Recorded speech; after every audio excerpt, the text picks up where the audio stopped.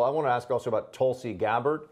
You are one of the few people that I see out there who is at least defending her in this process as having a role and doesn't think that she should essentially just disappear right away. I know you're not endorsing or anything, but you at least seem supportive of Tulsi Gabbard as one of this crop of Democratic candidates.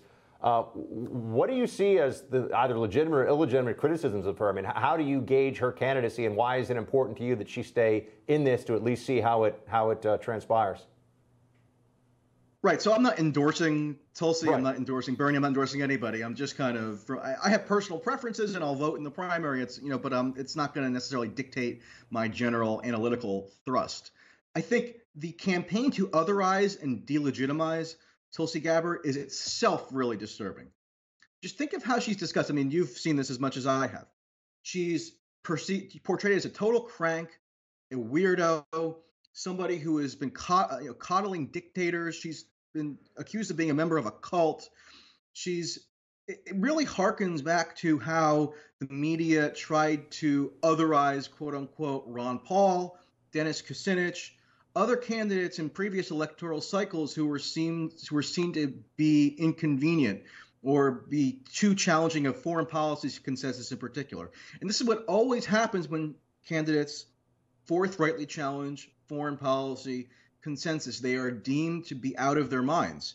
And that's a really destructive and insidious dynamic. So for that reason alone, I think some of the more unfair and tendentious attacks on Tulsi Gabbard ought to be rebutted. And there's almost nobody in the journalism or media world doing it. I think she has some supporters who overlap with Bernie supporters online and elsewhere. And I think she'll actually gain a bigger foothold than people suspect. She's nowhere near front runner status, obviously, but just this intrinsic dismissal of her just really rubs me the wrong way on a fundamental level. So that's what I push back against, especially this notion that she is the toady of Assad. I mean, that I just think is a total crock and needs to be identified as such. She never said one kind word about Assad. Check the public record. I have. It doesn't exist. Any compliments of Assad, any attempts to befriend Assad. She went on one diplomatic mission to Syria in January of 2017 with Dennis Kucinich, where she met with Assad and Syrian opposition forces. She brought a Syrian opposition figure to the State of the Union a few weeks ago.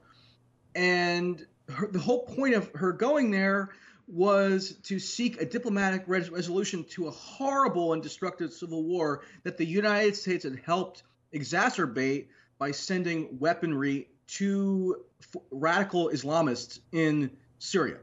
So that was her objective, and yet it gets spun in this most cynical and cheap manner that really, I think, overall has the effect of delegitimizing anybody who challenges foreign policy consensus. And she was correct to challenge it in that instinct, and she's correct now in a lot of stuff, including on Venezuela, the new Cold War with Russia. She attacks Trump not as a puppet of Russia, but as somebody who is increasing hostilities and tensions with Russia, which could lead to nuclear war. So she has a much different tack than almost every other prominent national Democrat, including Bernie Sanders.